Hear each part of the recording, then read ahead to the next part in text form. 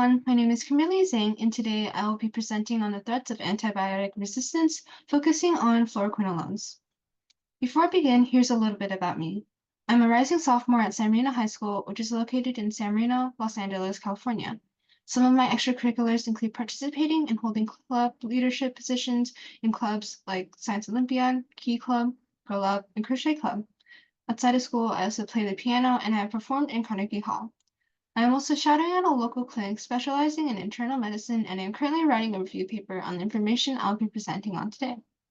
In the future, I hope to major in biology or microbiology and eventually pursue a career in medicine. As of now, I'm leaning towards cardiology. But now I would like to turn your attention towards antimicrobial resistance. In 2023, the World Health Organization declared that antimicrobial resistance is one of the top global public health and development threats. It is estimated that bacterial AMR was directly responsible for 1.27 million global deaths in 2019 and contributed to 4.95 million deaths. Antimicrobial resistance is an urgent issue where pathogenic microorganisms no longer respond to antimicrobial medication. The main cause of antimicrobial resistance is the overuse and misuse of antimicrobial medication. Other factors that play into this include poor hygiene, patients not finishing their treatment, inadequate infection and disease prevention and control, lack of access to healthcare, lack of development of new antibiotics, and lack of awareness. Antibiotic resistance can cause threats that include increased healthcare costs, higher risk of infection, reduced ability to treat common infection, and a risk of bioterrorism. In general, antibiotic resistance weakens our healthcare responses. Today, I'll be using resistance to fluoroquinolones, a class of antibiotics, to discuss and bring awareness to the threats of antimicrobial resistance, as I mentioned above. Here's some background information. Fluoroquinolones are a class of broad-spectrum bactericidal antibiotics. This means that they target a wide range of bacteria by killing them. The image on the right shows the molecular structure of fluoroquinolone medications. You can identify most of them by the suffix -floxacin.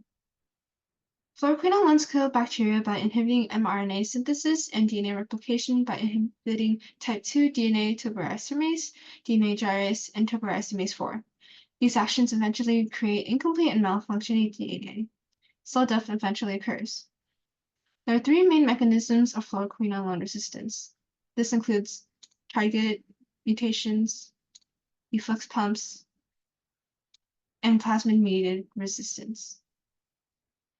Using fluoroquinolone resistance-related examples, I hope to raise awareness of the threats antibiotic resistance can cause. In the past, ciprofloxacin was originally used to treat MRSA until the 1990s, when studies found that MRSA had resistance to it.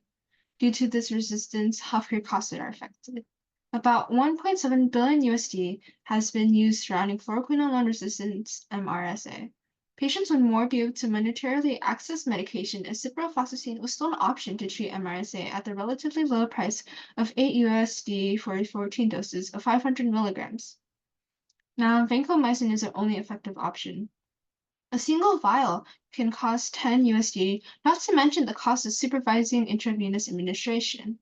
This is just one example of how antibiotic resistance can increase related expenses.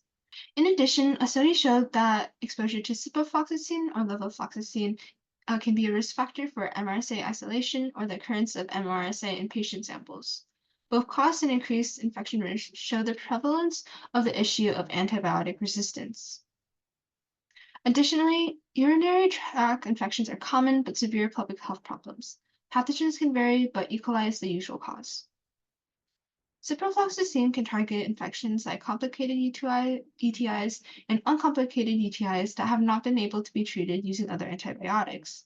But now, resistance to ciprofloxacin is developing in E. coli, K. pneumoniae, Proteus mirabilis, and E. faecalis. These species I've mentioned are the leading pathogens of UTIs.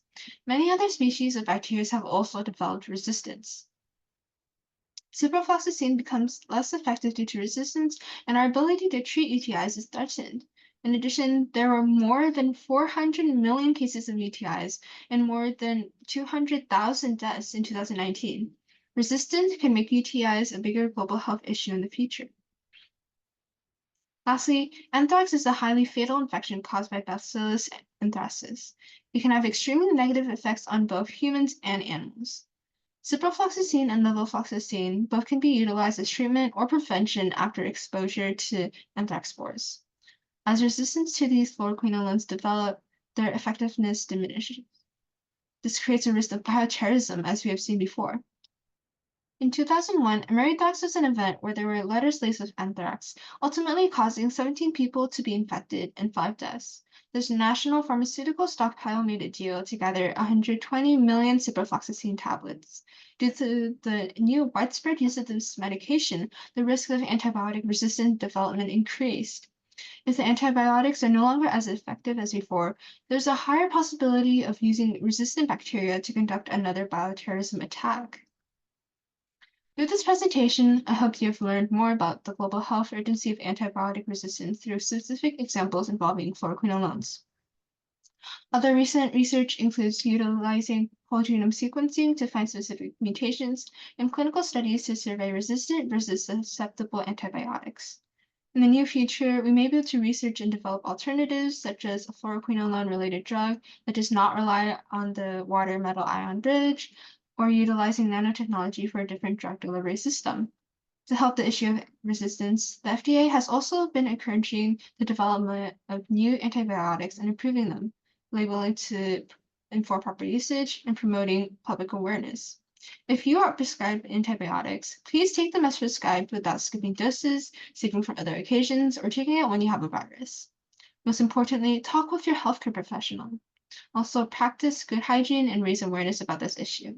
All of these actions will allow us to counter antibiotic resistance in our communities.